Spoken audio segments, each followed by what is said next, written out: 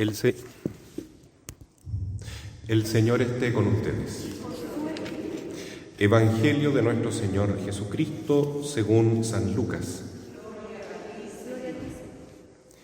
El primer día de la semana, 2 de los discípulos iban a un pequeño pueblo llamado Emaús, situado a unos 10 kilómetros de Jerusalén. En el camino hablaban sobre lo que había ocurrido. Mientras conversaban y discutían, el mismo Jesús se acercó y siguió caminando con ellos, pero algo impedía que sus ojos lo reconocieran. Él les dijo: ¿qué comentaban por el camino? Ellos se detuvieron con el semblante triste, y uno de ellos, llamado Cleofas, le respondió: «Tú eres el único forastero en Jerusalén que ignora lo que pasó en estos días». «¿Qué cosa?», les preguntó. Ellos le respondieron: «Lo referente a Jesús, el Nazareno, que fue un profeta poderoso en obras y en palabras delante de Dios y de todo el pueblo, y cómo nuestros sumos sacerdotes y nuestros jefes lo entregaron para ser condenado a muerte y lo crucificaron. Nosotros esperábamos que fuera Él quien librara a Israel. Pero a todo esto ya van 3 días que sucedieron estas cosas. Es verdad que algunas mujeres que están con nosotros nos han desconcertado. Ellas fueron de madrugada al sepulcro y al no hallar el cuerpo de Jesús, volvieron diciendo que se les habían aparecido unos ángeles, asegurándoles que Él está vivo. Algunos de los nuestros fueron al sepulcro y encontraron todo como las mujeres habían dicho, pero a Él no lo vieron». Jesús les dijo: «Hombres duros de entendimiento, ¿cómo les cuesta creer todo lo que anunciaron los profetas? ¿No era necesario que el Mesías soportara esos sufrimientos para entrar en su gloria?». Y comenzando por Moisés y continuando con todos los profetas, les interpretó en todas las Escrituras lo que se refería a Él.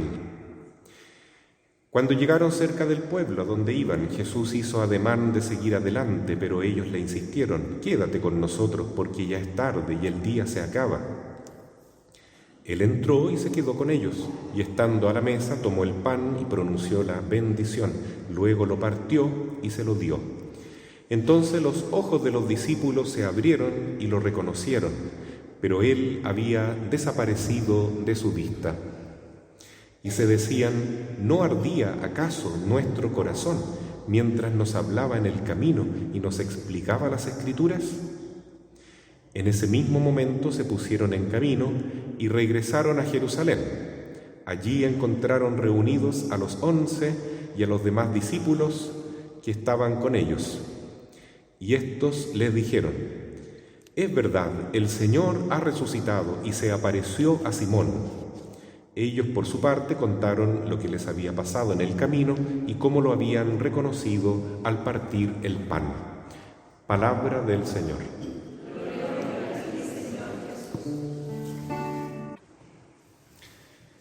Mis queridos hermanos, en este tercer domingo de Pascua, la Iglesia nos regala esta lectura de San Lucas, capítulo 24, para ayudarnos a vivir mejor nuestra fe en Cristo resucitado.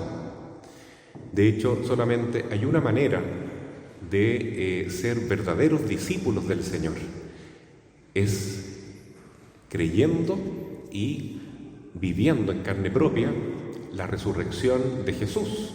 No solamente proclamar entonces que Cristo murió y resucitó por nosotros, que ya es muy importante decirlo, sino vivir como resucitados.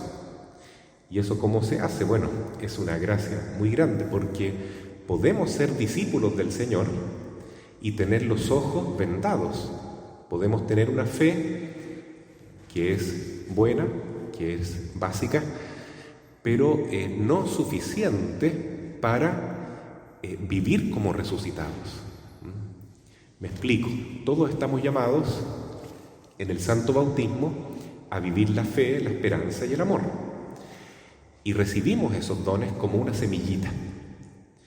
Pero Jesús no quiere solamente que la semilla permanezca ahí, ¿no es cierto?, infecunda. La semilla tiene que brotar, transformarse en una gran planta y dar frutos. Y los frutos son frutos de santidad, los frutos del Espíritu Santo. Entonces, solamente cuando la gracia de Dios está brillando intensamente en nuestros corazones, como la llama del cirio pascual que representa al resucitado, podemos decir que somos discípulos de verdad. Mientras tanto, estamos en preparación, digamos así, y muchas veces sufriendo crisis de fe, problemas altos y bajos, porque no logramos entender lo esencial de este camino que Jesús nos llama. Me explico de otra manera. Antes de la resurrección, para los apóstoles era imposible entender, inclusive aceptar, que Jesús tenía que morir en la cruz. No lo aceptaban. Simplemente cuando Cristo hablaba de eso, ellos se negaban a oír, no entendían nada y discutían otras cosas, como por ejemplo, quién iba a ocupar los primeros puestos, una vez que Jesús se manifestara como el gran rey salvador de Israel, etc., con una visión muy humana, por cierto, del Mesías. Entonces, era una fe muy inmadura todavía, ¿no? Porque no entendían las profecías del Antiguo Testamento que decían que Cristo debía morir y ser crucificado para nuestra salvación. No lo aceptaban simplemente, y mucho menos entendían que Cristo podía resucitar, vencer la muerte. Tanto es así que cuando Jesús le dice a Pedro, tú eres Pedro, sobre esta piedra edificaré mi iglesia, en Mateo capítulo 16 aparece eso. Después Pedro lo llama aparte a Jesús y le dice, Señor, por favor, nunca hables de que vas a morir en una cruz. Nosotros no vamos a aceptar eso, no te vamos a dejar morir en una cruz, te vamos a defender. Y Jesús ahí lo reprende fuertemente y le dice, apártate de mí, Satanás, ahora piensas como hombre. Entonces, es tan grande el cambio que hay en San Pedro, este Pedro que el mismo día, ¿no es cierto?, en que Jesús es entregado, la noche mejor, es el que lo niega 3 veces. Sin embargo, ahora que ya recibe el Espíritu Santo, como vemos en los Hechos de los Apóstoles, la primera lectura que oímos, el mismo día de Pentecostés, San Pedro está hablando de la resurrección del Señor. Y a partir de ahí, nunca más dejaron de hablar de que Cristo murió verdaderamente y resucitó de verdad también por nosotros. Entonces, ese es el anuncio de la Iglesia, que Cristo está vivo y que Cristo vive en nosotros. Y tan vivo estaba que Pedro ya hacía milagros en nombre de Jesús. Y aunque los tomaban presos, los azotaban, les prohibían hablar de Cristo, ellos seguían adelante, desafiando todo sin miedo. Entonces estaban viviendo, ahora sí, como verdaderos apóstoles, verdaderos discípulos, irradiando esa presencia de Cristo que estaba tan vivo en el corazón de cada uno. Y así también nosotros, todos estamos llamados a pasar a niveles superiores de fe y de confianza en Cristo y de testimonio también, ¿no? Y de anunciar realmente que somos cristianos en un mundo que prácticamente ya está cada vez más apóstata, porque antes éramos una sociedad cristiana, pero ahora ya no lo somos. Ahora vivimos como si Dios no existiera, o como si nosotros fuéramos Dios, que podemos tener nuestras propias leyes que ofenden a Dios y que le hacen daño al mismo ser humano. Entonces, en este mundo en que estamos tan difícil de evangelizar, sin embargo, tendremos que tomar una decisión. ¿Queremos seguir caminando con Jesús y abrirnos a este don, a esta luz del Espíritu Santo? Porque el Señor nos va a salir al paso. El Evangelio de Lucas, ¿no es cierto?, el capítulo 24, muestra 2 discípulos que iban tristes, que iban con crisis de fe, que se estaban alejando de Jerusalén, de la comunidad de los apóstoles, porque estaban frustrados, decepcionados. Todo lo que ellos imaginaban de Jesús se vino abajo, no podía ser el Mesías, fracasó, lo mataron en una cruz. Entonces la fe de ellos simplemente ya se desmoronó por completo, como un castillo de naipes. Y Jesús, lleno de misericordia, se presenta ante ellos y camina junto, como dice el Papa Francisco, ¿no? En sínodo, caminar juntos. Pero el Papa ha insistido mucho últimamente que tenemos que caminar con Jesús y escuchándolo a Él, escuchando la palabra de Dios, escuchando el Espíritu Santo y no solamente escuchando lo que diga la mayoría, donde no siempre habla Dios. Bueno, ellos no lo reconocían. ¿Por qué? Porque estaban con esa fe tan inmadura todavía, ¿no es cierto?, que no les permitía reconocer que Cristo estaba con ellos, que Cristo estaba caminando junto. Pero sí escuchaban su palabra, las explicaciones de los profetas, y su corazón empezó a arder y esa frialdad, esa resistencia a creer se empezó a derretir como un hielo al lado del fuego.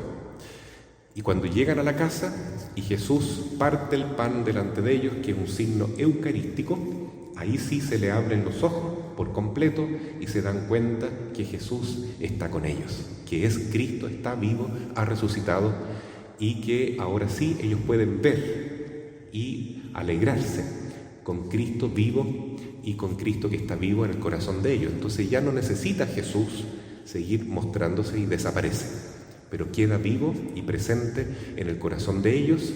Se inflamó el corazón de ellos ya para nunca más apagarse. Esta lectura de los discípulos de Emaús cuenta la conversión de San Lucas.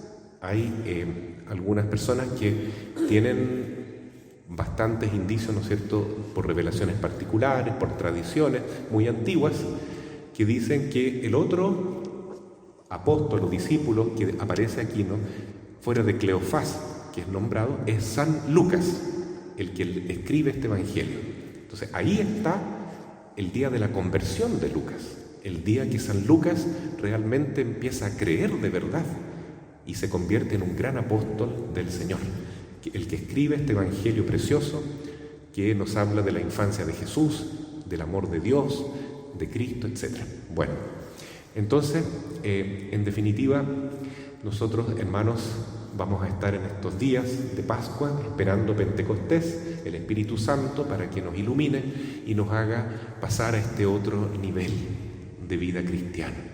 Un nivel, digamos así, de verdaderos discípulos, para que vivamos como resucitados y anunciando a Cristo con nuestra palabra, con nuestro ejemplo de vida, porque el mundo mucho necesita esta nueva evangelización, como decía San Juan Pablo II. Mañana 23 de abril, aunque ya lo estamos celebrando hoy en algunas comunidades del Oratorio Mariano, celebramos el paso de Pirque, que es un paso que dio el padre Sergio Mena, el fundador del Oratorio Mariano, cuando era un joven de 18 años. Él entró al noviciado de los padres de Chenstadt en un lugar llamado Pirque, y eran muchos novicios, muchos monjes ahí de Chenstadt, pero ellos hicieron algo que fue malo. Ellos hicieron una carta para expulsar al sacerdote que los guiaba a ellos, el maestro de novicios. Y el padre, muy joven, se dejó llevar por la mayoría y firmó también. Quedó muy arrepentido de haber hecho eso, muy arrepentido, y decidió entonces salir del seminario y entró en una crisis de fe. Igual como los discípulos de Emaús, quería arrancar de la comunidad. Entonces imagínense qué doloroso era para él, pero dijo, caminando por esos caminos llenos de hojitas, ¿no?, con el otoño de la zona central de Chile, y pisando esas hojas secas, pensaba, ¿qué hago? ¿Me vuelvo a mi casa? ¿Dejo la vocación? Pero si yo tengo vocación, Dios me llamó a ser sacerdote. Entro al seminario diocesano, que también es una buena posibilidad. Pero él sentía ese llamado de estar donde la Virgen. En Chenstadt se venera mucho a la Santísima Virgen, a la Mater, pero tampoco comulgaba plenamente con los ideales de Chenstadt. Entonces él dijo, voy hasta las últimas consecuencias, pero nunca fuera de la Iglesia. Y a partir de ahí se fue gestando en él otro carisma, que es justamente el de nuestra obra, el Oratorio Mariano. Entonces esta fecha es muy importante para nosotros, porque el padre durante muchos años vivió con esta soledad muy grande espiritual y confiando en que Dios lo estaba guiando para hacer algo nuevo dentro de la Iglesia, que fue la fundación del Oratorio Mariano. Entonces, al término de la misa, quiero pedir a algunos miembros del oratorio que están acá, o simpatizantes del oratorio, que me acompañen un ratito al oratorio, la capilla ya, para renovar el paso de Pirque junto al Santísimo Sacramento. Porque el Padre nos da este ejemplo, de que aún siendo muy joven, uno puede entonces tomar el camino más difícil, ser obediente a Dios, ir hasta las últimas consecuencias, siguiendo la llamada, pero nunca fuera de la Iglesia, para no irse, ¿no es cierto?, con criterios propios y finalmente terminar siendo un hereje o un cismático, que puede ser también, ¿no? Entonces, así se aseguró el Padre Sergio, nunca fuera de la Iglesia, y así siempre nos transmitió a nosotros: vamos con el Papa y los obispos, siempre junto a Cristo, y siguiendo la enseñanza y el magisterio de la Santa Iglesia. Pidamos entonces en este día que el Señor aumente nuestra fe y sobre todo nos regale este don tan precioso de vivir como resucitados, es decir, con la llama del Espíritu Santo que nos asegura que Cristo vive y vive en el alma de cada uno de nosotros, de nuestras familias y de nuestras comunidades. Así sea. Amén.